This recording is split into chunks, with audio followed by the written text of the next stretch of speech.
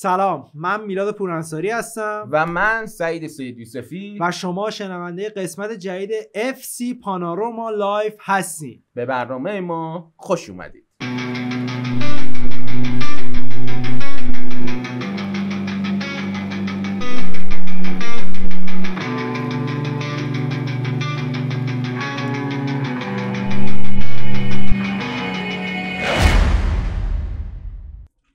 خب بالاخره ما ران کردیم رو یوتیوب و حالا ویدیو هم که داریم میگیریم و ویدیو کست.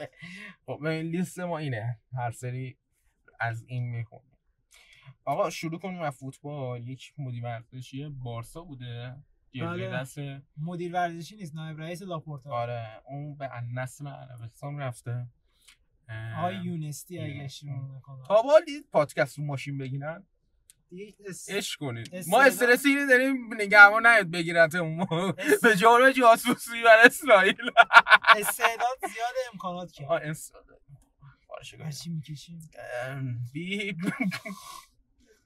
خب بگو، یه ساعت وقت داریم. اوسیمن رو بگم. اوسیمن که بازیکن اصلی تیم ناپولی به تیم فوتبال گالاتاسرای رفته بود فصل قبلی که این فصل هم تمایل داشت روی اون تیم بمونه. از چلسی و خیلی تیم‌های عربستانی پیشنهاد داشت، در نهایت در گالاتاسرای موند و حقش رو پرداخت کرد گالاتاسرای و تونست که 2 سال در این تیم ادامه داشته باشه فعالیتش رو.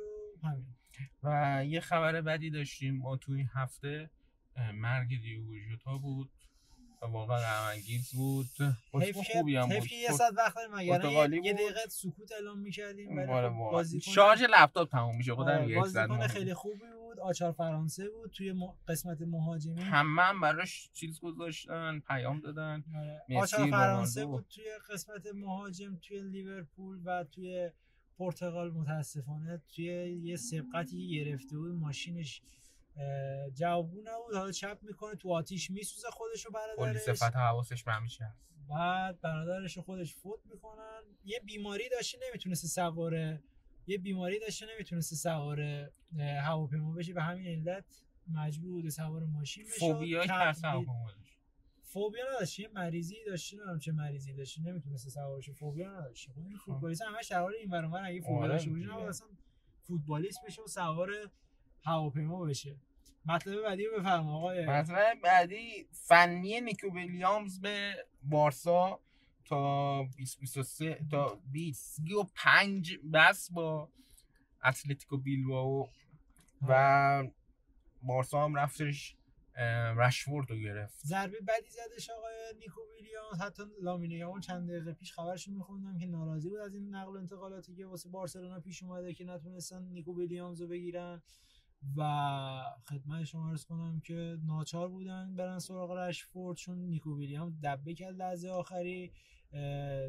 دیاز هم که 28-29 سالشه، خودشو نگرفتن. اون احتمالاً میره بایر مونیخ و خیلی خواهانشه بایر مونیخ. خدمت شما عرض کنم که گزینه آنچنانی نمیمون. سانه رفت عربستان، نه؟ سانه لوریا سانه رو آلمانیه. رفت تیم گالاتاسرای. اونم رفت گالاتاسرای هم داره تیم خفنی میبنده و مجبور شد بارسلونا رشفورد رو بگیره یک فصل به عنوان یار قرضی. اگر تمایل داشته باشه تمدید کنن باهاش به مدت طولانی، باید 30 تا 35 میلیون به منچستر یونایتد پرداخت کنن. اگر هم نخوان مرجوعش کنن به منچستر یونایتد، مجبور بارسلونا مبلغ 5 میلیون یورو یا پوند به تیم یونایتد پرداخت کنن. چقدر لاشخور شد منچستر. و کرش هم که رفت به آرسنال بعد از قوسای فراوان به این تیم پیوست. شماره 14 رو میپوشه. شماره 14 هم یکی از اساطیر فوتبال در این تیری هانری. شماره من فکر می‌کنم 9، ولی فکر کنم گابریل ژسوس چون شماره 9 تنشی نمیتونن بهش بدن و 14 رو دادن به گابریل ژسوس و بخش به گیوکرش دادن. امیدوارم که موفق بشه. یه صحبتی کنیم درباره ایساکو. من اول داشتم میخونم که الاهلی میخواد بگیرتش، بعدش الان لیورپول خیلی خواهان گرفتنشه. الاهلی میخواست، الهلال میخواستش، حتی بارسلونا توی تایمایی بهش اشاره میکرد ولی خب چون مبلغش زیاد سنگین بود نمیتونه سمتش بره. الان اعتصاب کرده تو تمرینات تیم فوتبال نیوکاسل و نیوکاسل هم گفته آقا اگر میخوای جدا بشی باید 150 میلیون پوند معادل 175 میلیون یورو هر تیمی تو رو میخواد باید پرداخت کنه که احتمال زیاد لیورپول این مبلغ رو خواهد پرداخت کرد. لیورپول هم که میدونید چقدر تو این نقل و انتقالات این فصل بریز به پاش فراوانی کرده تو این تیم. خیلی کلیان ویتس و اصلا پاریس سن ژرمن هم میتونه بگیرتش. پاریس سن ژرمن درآمدش هم داشته تو لیگ. آره پاریس سن ژرمن هم خیلی خوبه، میتونه اونجا هم بره. پاریس سن ژرمن اتفاقا لیورپول مهاجم هدف احتیاج داره. آره لیورپول البته بهتره چون تو لیگ انگلیس داری بازی. آره تو اونجا که سابقه داشته قشنگ میتونه کار در بیاره. ولی خب لیورپول هوگو اتیکیتیکا رو گرفته واسه خودش مهاجم هدفه. الان اتیکیتیکا رو داره. الان اتیکیتیکا رو داره خرید لیورپول. ایساکو برای چی میخواد؟ ایساک مهاجم هدف دیگه. میگن قرار لوئیس دیاز از این تیم بره، قرار داروین نونیز از این تیم بره. خب آخه ایساک مهاجم سمت چپ نیست، مشکل اینه. حالا باید ببینیم تفکرات آقای اسلوت چجوری پیش میره. استونداگ میرسی سوان سیتی رو گرفته، همون که علامت قو هست. یه بخشی از سهام این تیمو خریده فکر کنم اگه اشتباه نکنم، یه بخشی از سهامش هم لوکا مودریچ خریده. چون خود مودریچ دست پرورده اونجاست دیگه، یعنی اونجا لوکا مودریچ مگه از تیم تاتنهام نیومده بود؟ نه اول اونجا بوده بعد رفته تاتنهام. بعد آره قدیم اونجا بازی می‌کنه. خب بریم لیگ. نه بده فعلا نریم لیگ مزخرف. ساول رفته فلامینگو اسپانیایی. ساول تو اتلتیکو بود چقدر خوب بود. نه چه نابود رفت چلسی نابود شد به نظرم. بازیکن زیاد خفنی نبود، فقط یه بازی خفن من ازش یادمه که یه گل زده بود به مانولوی 3-4 نفر دریبل میکنه توی ورزشگاه اتلتیکو مادرید، میاد جلو 3-4 نفر دریبل میکنه گل میزنه. اونجا بود که مقا خودشو بولد کرد، وگرنه در کل بازیکن بی‌نهایت معمولیه. رفت فلامینگو به قول تو اگه اشتباه نکنم من فکر کنم چیزه 3 سال هم قرارداد برزیله. نه فلامینگو برزیله. خب امپاپه هم که شماره 10 شو بالاخره گرفت بعد رفتنه. آره یه سری خبر اومده بود که آردا گولر قراره که شماره 10 بگیره، ولی آردا گولر پرز بهش گفته بیا بازم اون روزا رو بیا.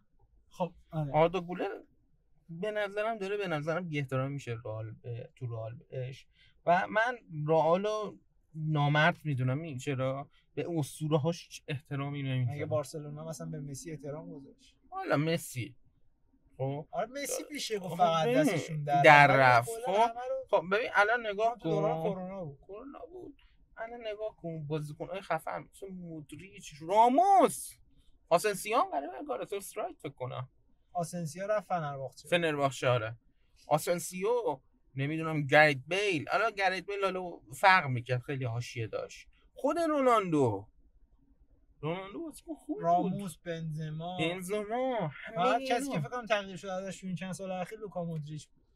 یه مطلبی هم درباره بارسلونا اگه بخوام بگم، این مطلبی درباره بارسلونا ترشتگن انگار میخواد عمل بکنه. آره یه توییتی زده نوشته آقا من میخوام عمل بکنم 3 ماه از میادین دورم. اگه واقعا 3 ماه از میادین دور باشه واسه بارسلونا شرایط سخت میکنه، چون باید بازیکنی که اگر مصدوم باشه تا 4 ماه مصدومیت شول بکشه، اون موقع بارسلونا 80% حقوقش رو میتونه بهش نده و 80% که داره رو به یه بازیکن دیگه پرداخت کنه. و به خاطر همین که برای اینکه 80% از حقوقش کم نشه، توی یکی از توییتاش نوشته که آقا من 3 ماه از میادین دورم که بتونه کامل حقوقش رو بگیره. بارسلونا لا منگنه بذاره. یه سری خبرها کاپیتانی هم میخوان ازش بگیرن. یه سری خبرها اومده بود که آقا قراره کاپیتانی ازش بگیرن.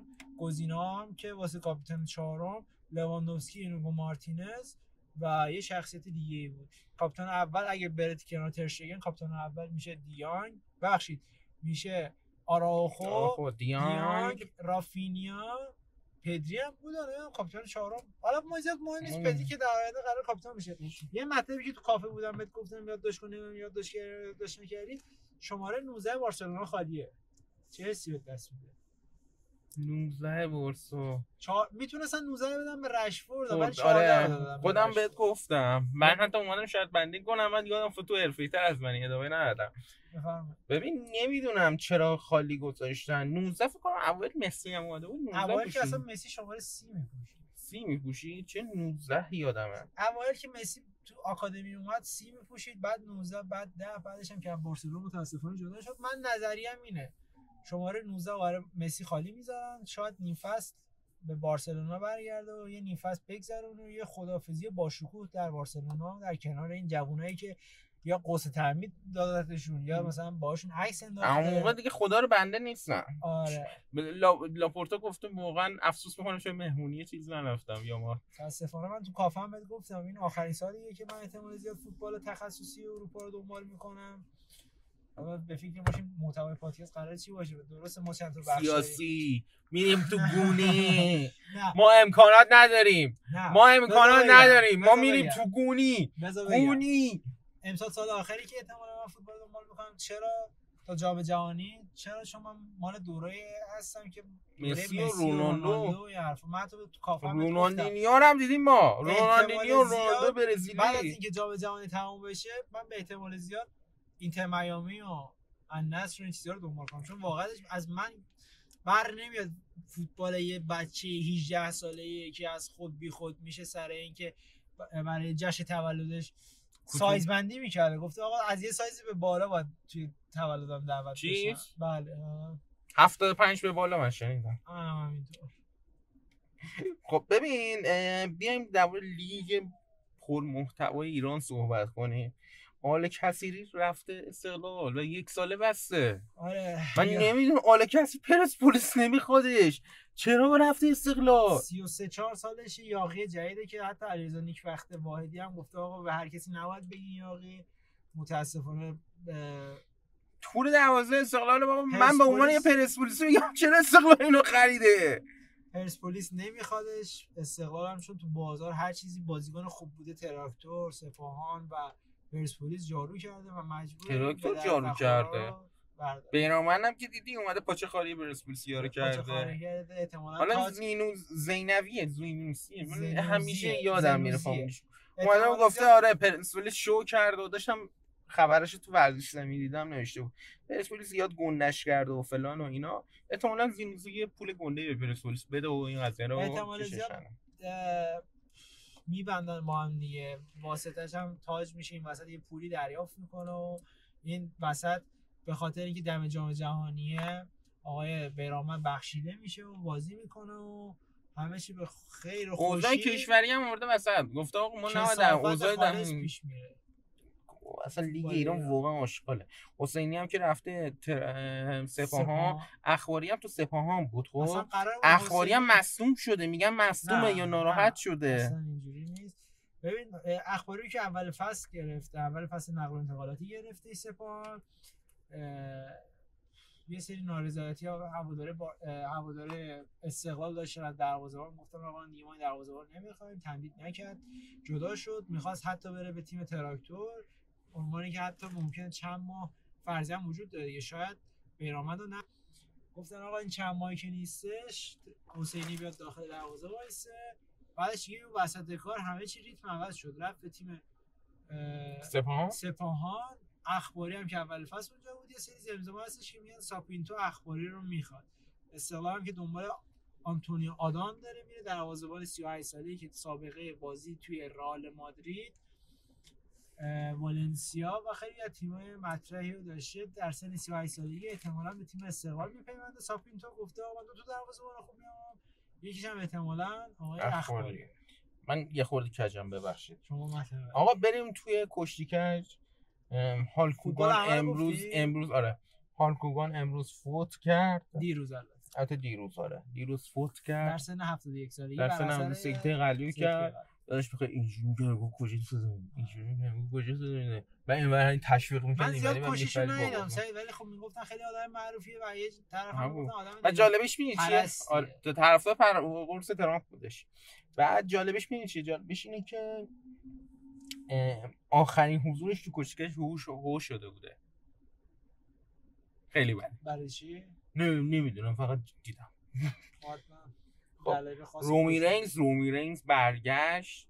خیلی خفن. رئیس قبیله برگشت. اوتیسی لقبش میشه شده اوتیسی وان.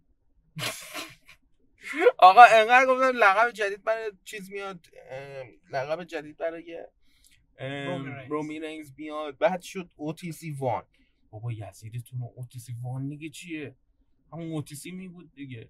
ولی برگشت. آره چند وقت پیشم نمیدونم درگیری پیدا کردم بین آخه ست رولیز یه تیم زده براون بیکر رو با یارو چاقه خوشم نمیاد ازش اسمشو نمیدونم با اون حالا رومی رینز اومد اینا رو زد اول جی اوسو اومد بعد آخر سر رومی رینز اینجوری یت میکنه آخر سر اینجوری میکنه رومی رینز یت میکنه من فکر کنم جی اوسو مسابقه داشته باشه آره جی اوسو و رومی رینز براون بیکر و چیز تو سامر اسلام گونتر با سی ام پانک مسابقه داره میخوای از یه پولی بزنیم به مسئولیت راست ببین داشت با پنتا مسابقه میداد بعد اومد بپره و پاش گرفت و من احساس کنم واقعی بود ولی من میگم کشیکش آره کشیکش احتمالش داره کیکه و وقتی سی ام پونگ ببره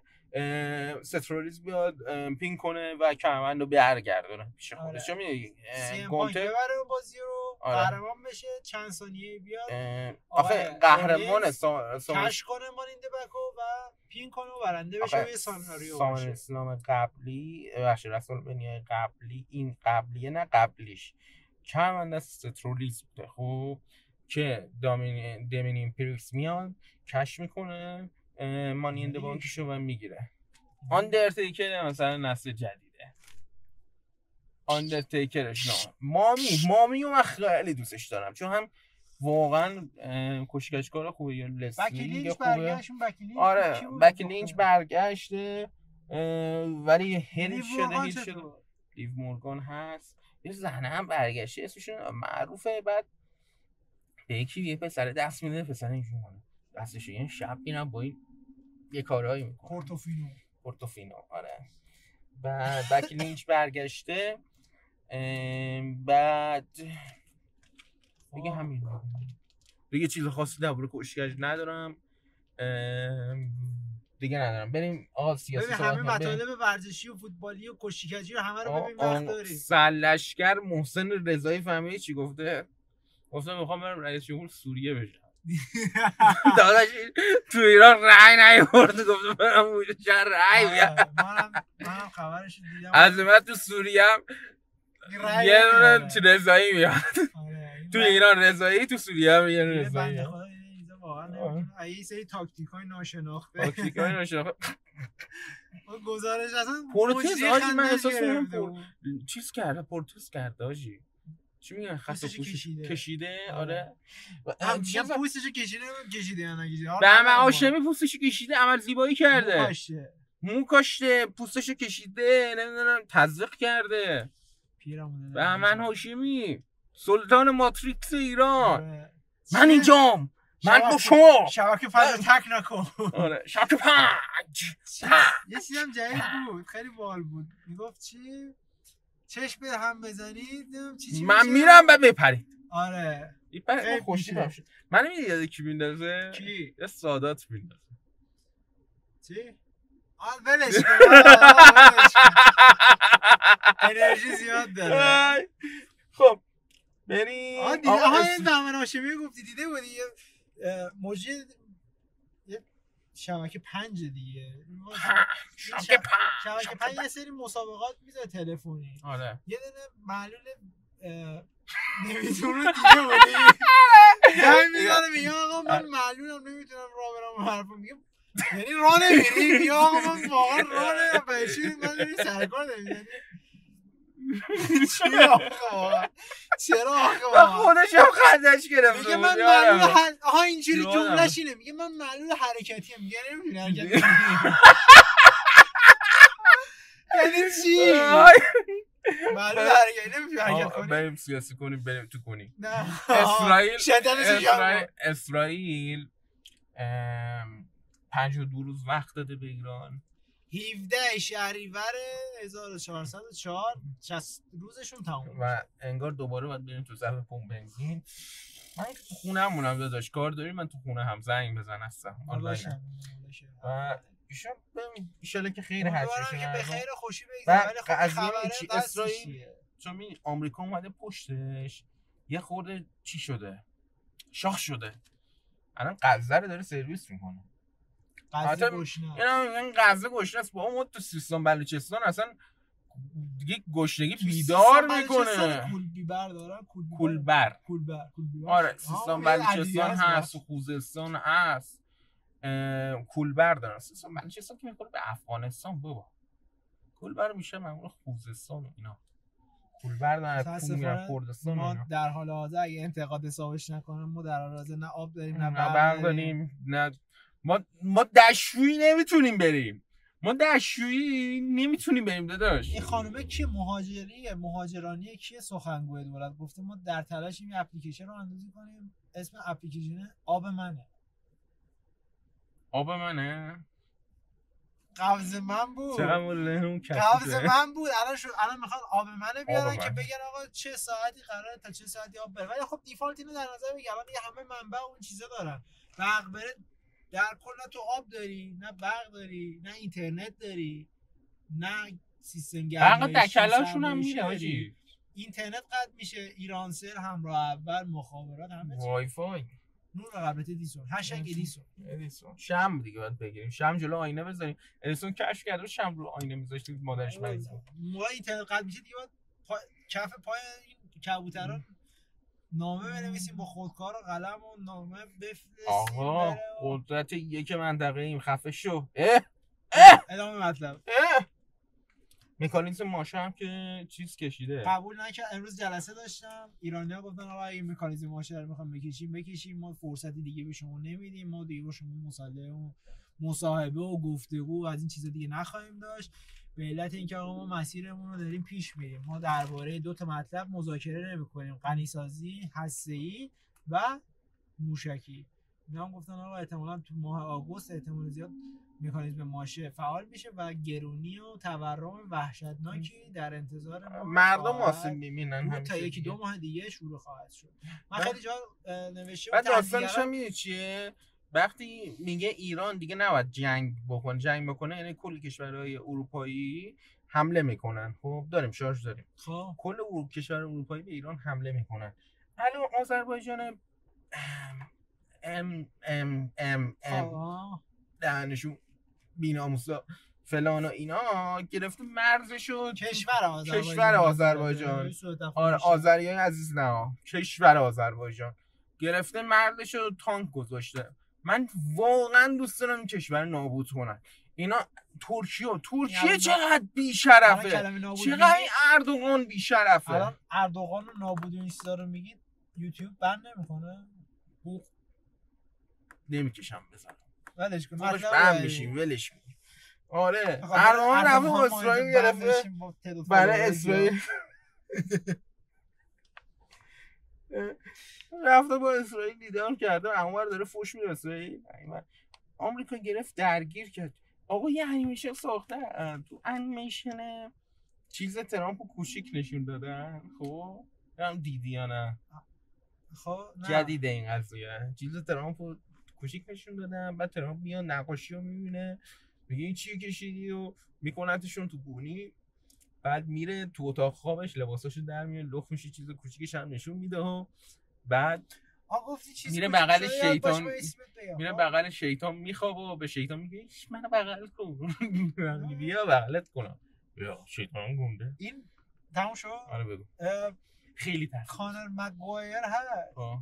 حالت تناسلیشو فهمیدی واسه یکی فرستاده؟ آره ولی من عکسشو دیدم داداش. کار من طراحیه دیگه. البته بگم مارک بهش وصل کرده. مارک روش بود. نتونستم قشنگ تشخیص بدم ولی احساس کردم فیکه. البته کانر سابقه این داستانو دوباره خیلی رسانه‌های محدود اینو پوشش شده. فیکه احتمال زیاد. آره. بعد بیایم درباره هالک که گفتیم، ماشه رو گفتیم، 52 روز اسرائیل هم گفتیم. آی فیلم چی بود برای من فرستادی؟ گفتی شب که آی فیلم جدیدن یه چیزایی نشون میده انگار فیلم مثبت 18. قضیه از این قراره که یه دختره خب سوار یه ماشینه. خب این قسمت برش داده شد من نمیدونم فیلم از همین که میگه بود خیلی خوبه فلان و اینا یه دفعه میره پایین. نه اون نیست. یه دختره سوار ماشین داره تو خیابون داره میره. یه بار یه تکرار می‌کنی رفتی پایین تو میشه بیا دیدی فیلم تو بیا دختره سوار ماشینه very big very long آقا یه دختره است برگردیم بحث موضوع پراکنده نشیم. یه دختره سوار ماشین شده داره راه میره با ماشین داره حرکت داره میکنه تو خیابون. یه دختر دیگه رو میبینه توی خیابون وایساده بهش میگه سوار شده حرفا دختره سوار نمیشه. میره جلوتر اون دختری که پیاده است میره جلوتر یه پسر است که بهش پیشنهاد بی‌شرمانه میده میگه آقا ببین من انقدر پول میدم اون حرفو بیا سوار ماشین من شو. پسره بهش میگه دختره که داره سوار ماشین پسره داره میشه. یه دخترم که قبلش بوده که سوار ماشین بوده پشت سریه بهش میگفته سوار نمیشده یا ماشین روبروی هر چقدر به تو میده من 2 برابرشو بهت میدم بیا سوار ماشین من شو. که دختری که پیاده بوده میخواست سوار ماشین روبروی بشه برمیگرده سوار ماشین دختره میشه. این خب نشون دهنده فساده. یعنی چی الان دختره داره میره دنبال یه کارهایی که یا والفر صدا و سیما بعدش خرابه سعی بابا یه شهر خانگی هم اوضاعش خرابه. حالا کار نداره البته یه چیز فیلم یه چیز عادیه.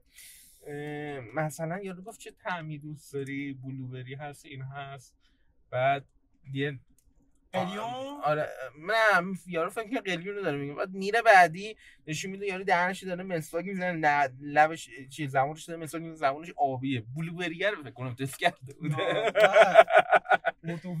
آره آقا بریم.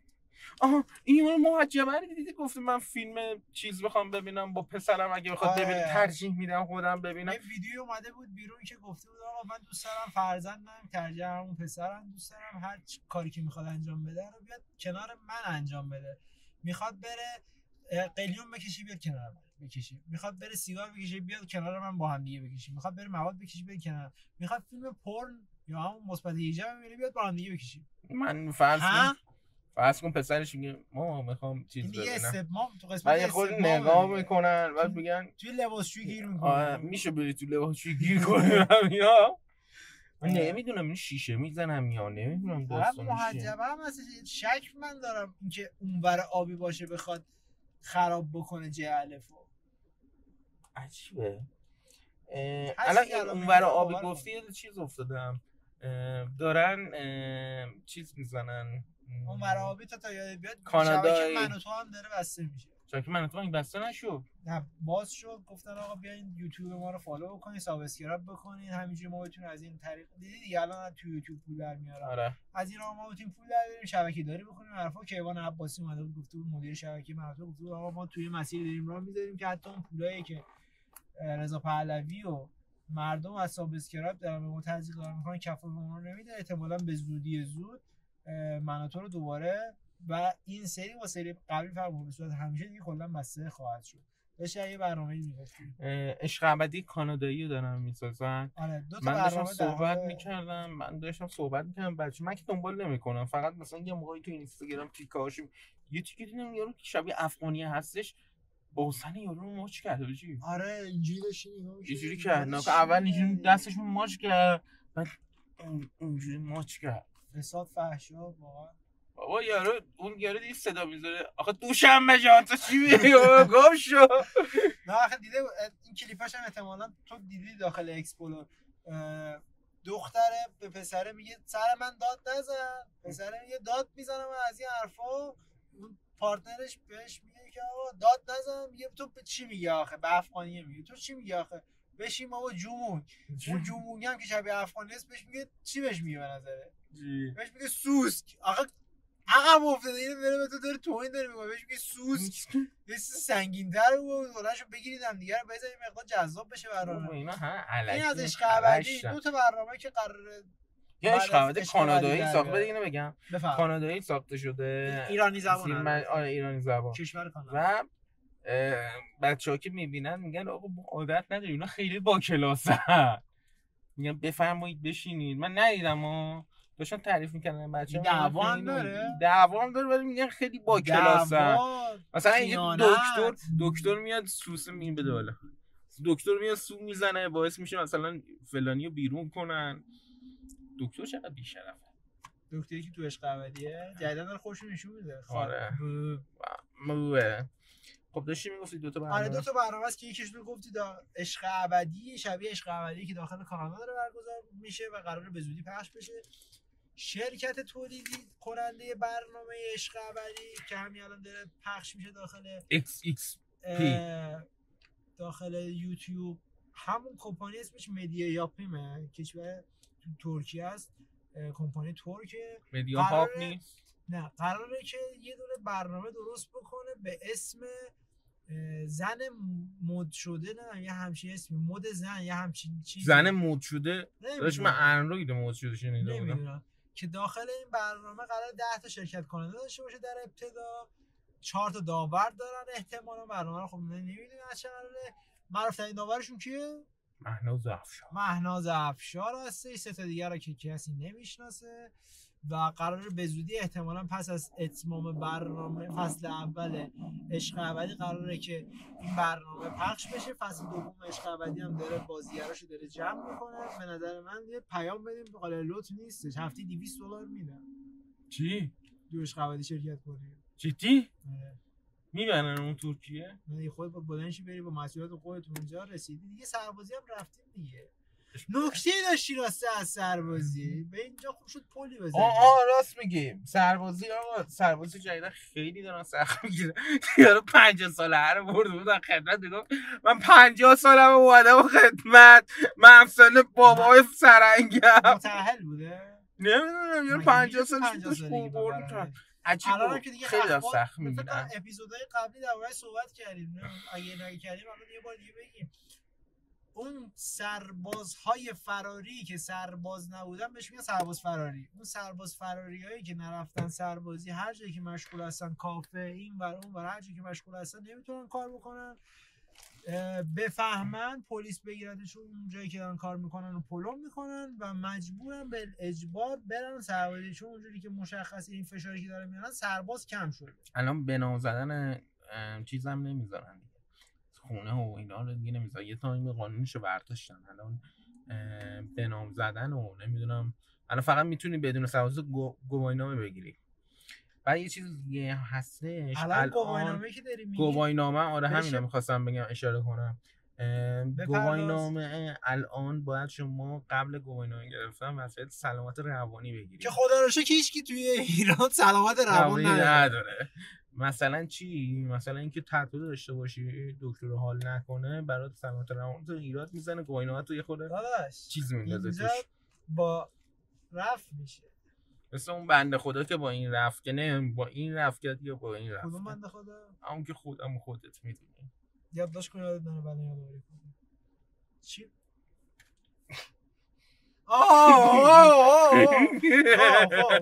شخصیش نکنیم. آره آقا یوسف تیموری جدیدن خیلی وایرال شده، اومده گفته نمیدونم دخترها رو من نمیبینم. یوسف تیموری بی تربیت برش کردم، بی پدر مادر. آخه گوزو تو رفتی عشق و حالتو کردی، بعد میای اینجا میگی نمیدونم وای فلان و اینا. تو لعنتی گرفتی، نمیتونم فوش بدم چون قراره تو یوتیوب آپلود کنم. آخه کثافت تو گرفتی الان با یه دونه چیز پولی اونجا که ایرانی هم هست خیلی هم گونده است، رفتی باش رفت آمد داشتی و الان میای برای ما گوخوری میکنی. یه مقدار آتیشتو من خاموش بکنم. من طرفدار آقای تیموری هم نیستم. یه مقدار من بردنش تو بحران آب و برق چه گویی میتونه بخوره. اومده بود گفته بود صحبت من تقدیم کردم برهی زدن. من صحبت کاملم این نبوده، یه بخشی که به نفعشون بوده رو پخش کردم. خب ما میگیم شما اصلا همین وریو گفتی همون وریو گفتی، همه جهادو گفتی، هم ناراضی‌ها رو راضی کردی هم راضی‌ها رو ناراضی کردی. از دو جهت شما صحبت کردی ولی تختی شده این جملات. این که بالا میشی میری توی سازمان آب و مشکل و این چیزا، شما الان اصلا منیجک این بشه. الان شما به غیر از بازیگری و مجریگری تخصص دیگه‌ای داری؟ مجریگری هم نیست، بازیگری هم نیست. مجری برنامه هستش مردان آهنینه. مردان آهنینه بابا میپرن مثل چیز آمریکن چی بود؟ قاتله نه بابا آمریکن چیه اون خیلی نینجا و این چیزا. نینجا باریل آمریکن نینجا باریل هم چیز بود خیلی خفنه بود. ایرانیش مثلا از فلسطین یارو بردن، از غزه یارو بردن، میگیم برنامه جهانیه. گونه‌شون یه روسی بود کچل بود. بلند بود شبیه بنده خدایی بود فضا نورد و اینا هست، یارو شبیه اون بود. کچل یارو چیز بود، یه دونه اردو روس بود، کچل بود، قد بلند بود، شبیه اون بنده خدایی که فضا نورد و دکتر و همه چی هست، بنده خدایی که ابو شخص پارت روبروش لباسشو گیر میکنه. آره زیاد گیر میکنه. یا اینکه پیانو خوب نمیزنن میره پیانو یادشون میده. کار تخصصی دکتری کار. آره شبیه اون بود. فکر کنم قهرمانم شد. مطلب بعدی مثلا اینقدر با این بازی نکن دیگه. اجازه رعایت کن میکروفون. آره توقیف. آره آب برق و قطع اپلیکیشن آب من آذربایجان رو گفتم؟ آره گفتی تانک گذاشتی. آقا این یارو بازیگر هست پدرو پاسکال، همین که تو چیزم بازی کرده، اون سری صحبتشو میکردیم با هم. خب تو این سریال هست اب بازی Last of Us. The Last of Us. آره یاد بگی آره جا دارم معلم عزیزمون آقای محسنی، واقعا یادمون نمیاد فامیلشو، ولی یه رفیق داشتیم محسنی بود. یوزو که رستمی بود. آره رستمی.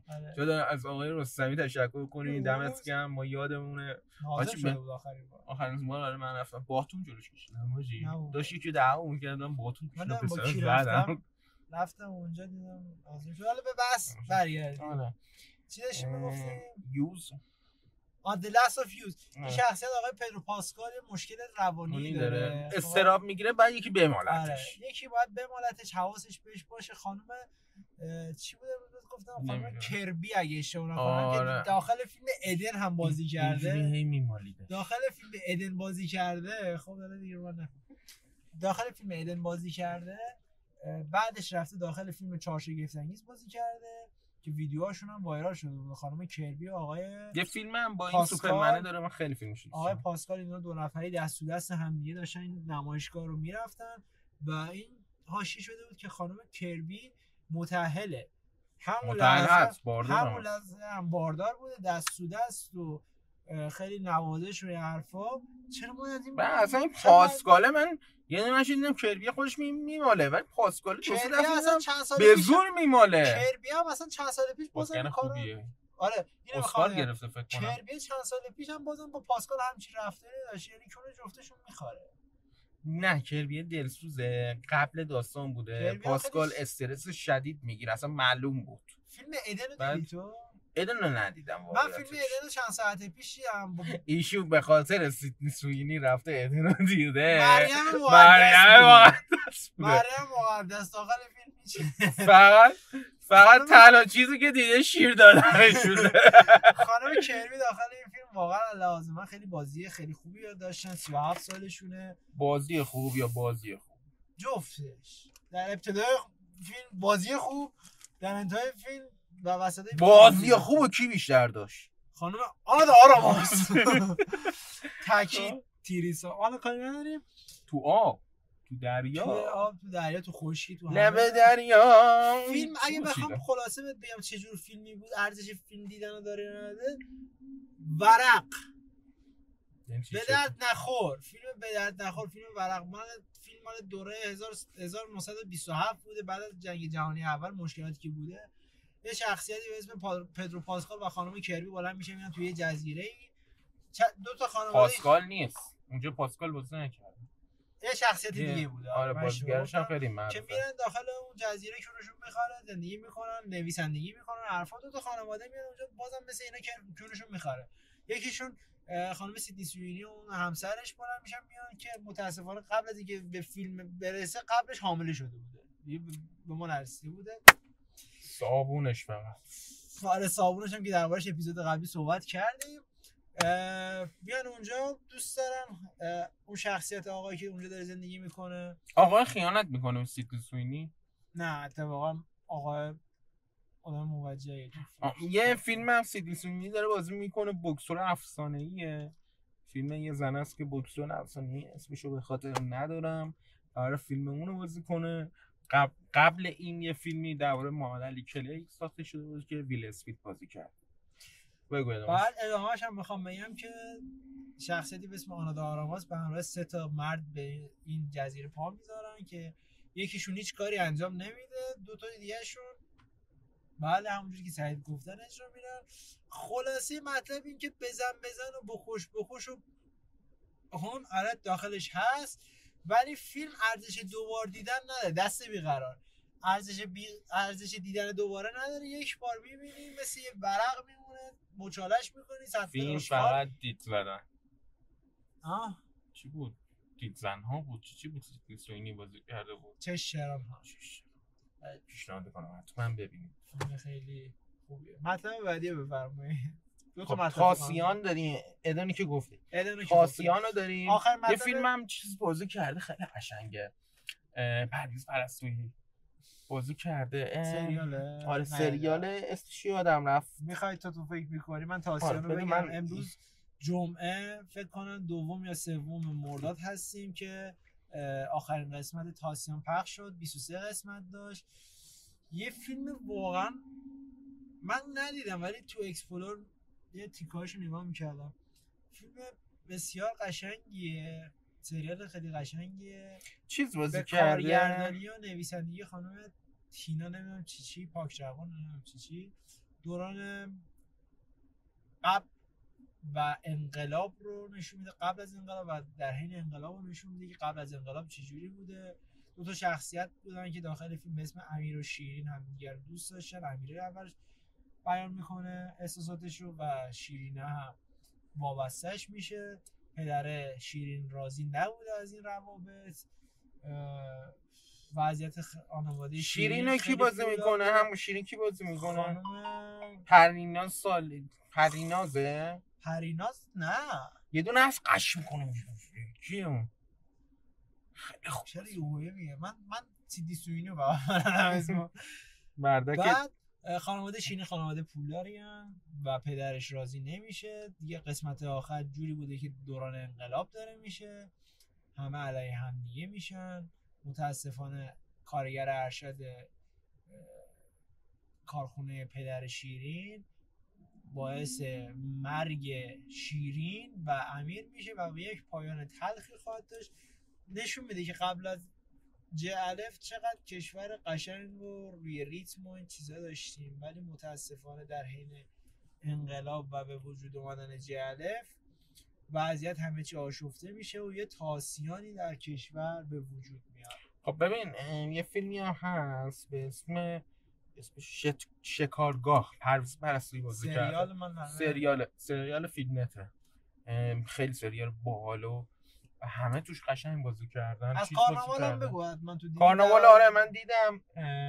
تا اینجای کار ژولا و اوجی با هم مسابقه دادن. نمیخوام اسم کنم کی برده. اصلا شبیه نیست. یه خورده حالا هست عروسک ارزش دیدن فقط میدونی کجاهاش قشنگه؟ اونجاهاش که برنامه‌ها اجرا میشه. مثلا میگم من این سری آخری که دیدم محسن شریفیان بود با آقا وحید آقاپور که من خودم رأیم محسن شریفیان بود. نمیخوام اسم چه کی برد. خیلی محسن شریفیان خوب بود. یه آهنگ جنوبی داشت میزد و چشاتو میبستی خداییش چشاتو میبستی گوش میدادی انگار جنوب رو کشتی تو دریا بودی. ببین اجراها فوق العاده است. سینا سایی هم شرکت کرده. سینا سایی دیدین برنامه بالکس رو دیدید؟ چقدر برنامه مسخره‌ایه. بالکس چیه؟ یه برنامه‌ایه که آقای قیاسی مجریشه و چند تا بازیگر و خواننده و اکثرا بازیگر و خواننده‌هایی که داخل برنامه کارناوال بودن رو دعوت کرده. بالکسی برنامه‌ای که داره یه جوری تبلیغ داره میکنه که بیان چیش میاد اتریوم و تتر و بیت کوین و این چیزا بخرین. شب‌ها هر شب هم که برنامه اجرا میکنه 1 میلیارد به مردم جایزه میده. اون تهش پوله دیگه. نه به بابا مفت حرکت نمیزنن با هم. بعد یه دارم بهت میگم که دارن عادی سازی دارن میکنن، خرید فروش بیت کوین و تتر و اتریوم و این چیزا. نه کشور داره به یه سمتی میره. ببین زمانی که جنگ بود بیت کوین چقدر نزول داشت. چرا برق ما نمیرفت؟ به خاطر اینکه این دستگاه ها کار نمیکرد. الان دستگاه کار میکنه، برق و آب و همه بدبختی‌های ما رو دارن از اینا جمع میکنن، برای خودشون جمع میکنن جلف و ماها از زجرشو بکشیم. امیدوارم، نمیدونم، ما که به داد خودمون نمیرسیم یا جرأتشو نداریم، امیدوارم خدا به دادمون برسه. فقط همینا میتونم بگم. خب به پایان این اپیزود رسیدیم. امیدوارم از این قسمت راضی بوده باشید. مرسی سعید. مرسی میلاد و مرسی از شما مخاطبینی که تا این لحظه با ما بودید. تا اپیزود بعد، فعلا.